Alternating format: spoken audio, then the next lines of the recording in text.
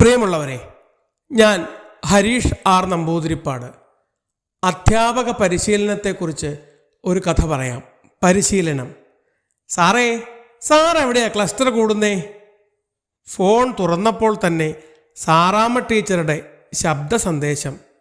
കല്യാണം കൂടുന്ന പോലെയാണോ ക്ലസ്റ്റർ കൂടുന്നത് എന്ന് വിചാരിച്ച് മറുപടി ടൈപ്പ് ചെയ്തയച്ചു. ഞങ്ങൾക്ക് കൂത്താട്ടുകുളത്താണ്, ടീച്ചർക്കോ?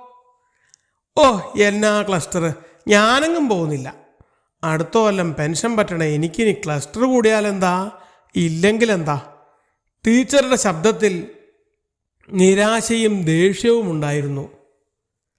താൻ ആദ്യം ജോലി ചെയ്തിരുന്ന സ്കൂളിലെ അധ്യാപികയായിരുന്നു സാറാമ്മ ടീച്ചർ.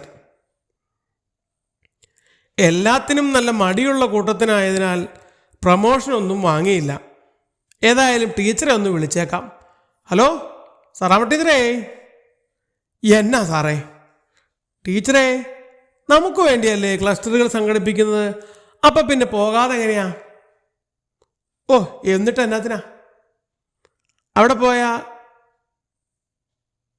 പോയാൽ എന്തെങ്കിലും ഒരു പുതിയ അറിവ് കിട്ടൂലേ, അങ്ങനെ ചിന്തിച്ചുകൂടെ?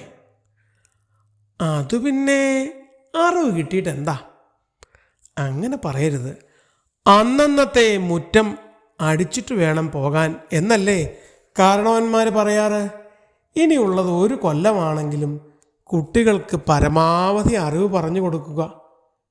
ചെറുപ്പക്കാരെയൊക്കെ കണ്ട് സംസാരിക്കുമ്പോൾ പുതിയ ഒരു ഉണർവുണ്ടായാലോ? അത് ശരിയാ. മാത്രമല്ല, പല സ്കൂളിൽ പല കാലത്തുണ്ടായിരുന്ന എത്ര ടീച്ചർമാരെയും സാറന്മാരെയും ഒരുമിച്ച് കാണാൻ പറ്റും. അതൊക്കെ നല്ല കാര്യമാണ്. മറ്റു വിഷയങ്ങൾ പഠിപ്പിക്കുന്ന സുഹൃത്തുക്കളെയും കാണാം. ശരിക്കും ഒരു ഗെറ്റ് ടുഗദർ തന്നെയാണ് ഈ ക്ലസ്റ്റർ. പറഞ്ഞത് ന്യായം. ഞാൻ വരാൻ നോക്കാം. സാറ് പോകണ്ടല്ലോ അല്ലേ? പിന്നെ പോകാതെ പറ്റുമോ? ഞാൻ ഏതായാലും പോകും. എന്നാൽ ശരി. ടീച്ചർ ഫോൺ കട്ട് ചെയ്തു.